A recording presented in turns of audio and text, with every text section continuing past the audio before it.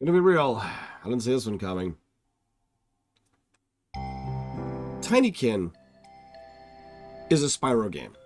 It's the most important information that I feel people need to know, which is why I put it right up front. It has the style and structure and approach of your standard collectathon. You've got your stage, whole bunch of stuff to gather in it, a chunk of which is mandatory in order to progress throughout the game. And you have to, there's like a guidance, there's a flow to how you navigate throughout the stage. You gain a couple of new abilities as you go, which unlocks further accessibility and traversal. And it's very, very open. Like in most of these stages are rooms within a house. So you stop here and you could look and you can actually see there's a whole lot of really good landmark designs. So you can see everything that's in position, where you can go, what you can do. There's a glide feature, for God's sakes. But the other thing that really reminds me of actually Banjo as well, Banjo and Spyro both, is the idea of there's lots of little, like, I don't know what else to call them. There's essentially mini quests periodically where you get into an area and it's like, hey, I really wish someone would help me out with this thing. If only they could help me out with this thing. And once you do, it's like, hey, here's your Ghibli, and you get the thing. There's lots of that. The whole game was just an absolute treat and a joy to play.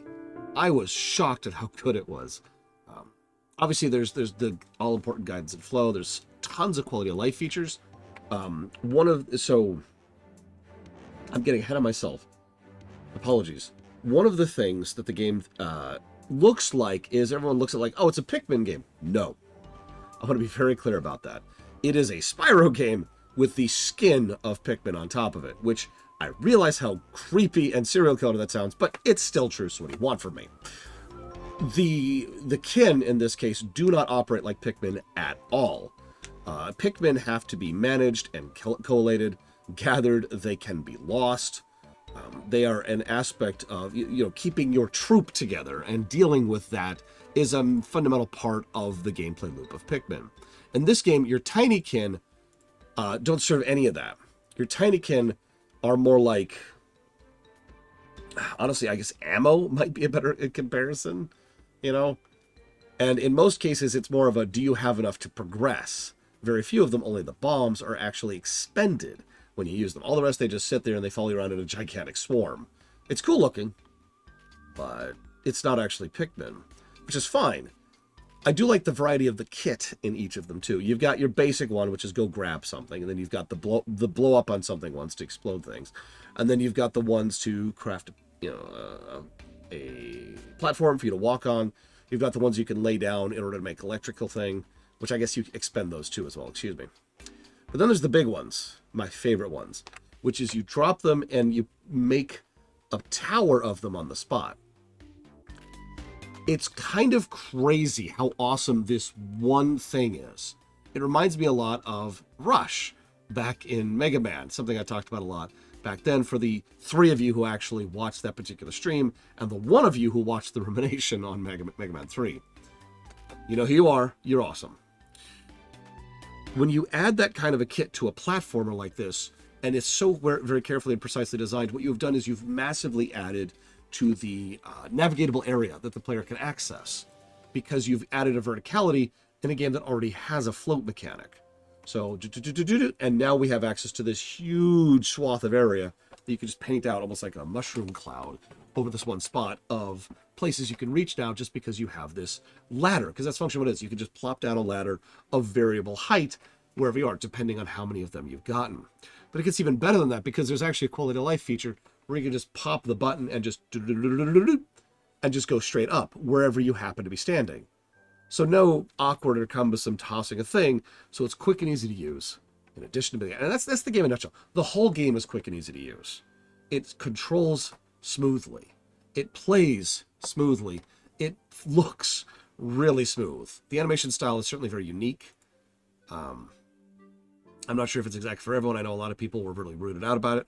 I will also admit, one of my only complaints about the game is that the 2D art style of the sprites actually made it legitimately difficult to tell positioning sometimes, because it's a 3D space.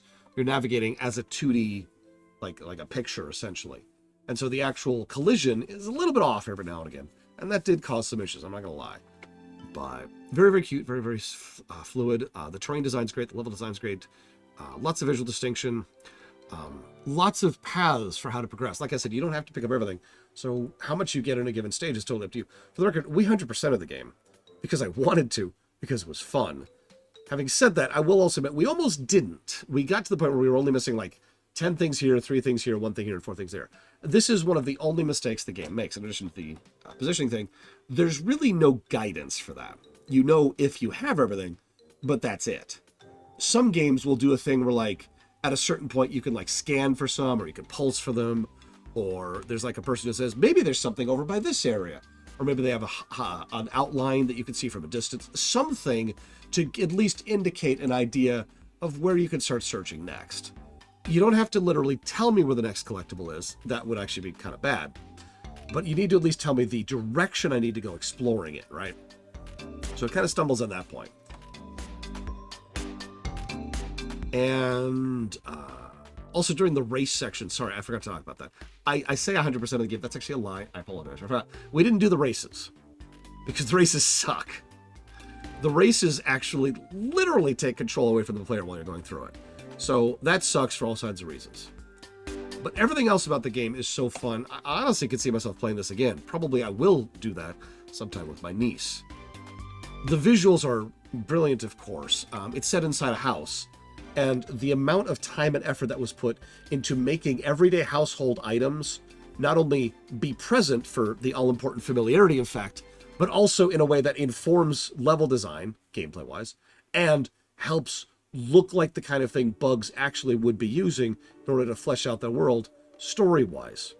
There is a tremendous amount of brickwork and visual storytelling and doodad design in the visuals of this game, to the point where I was shocked at how good it was. And that's in addition to the fact that there's a surprising amount of good in-depth world building here. This is a setting, I don't want to spoil too much, of course, but this is a setting where there's a lot of recurring characters and a lot of recurring themes. We find out about cultural and species biases that exist amongst the bugs who exist on this house. We find out about how their trade and their economy works. We find out about the people who are controlling whom and how.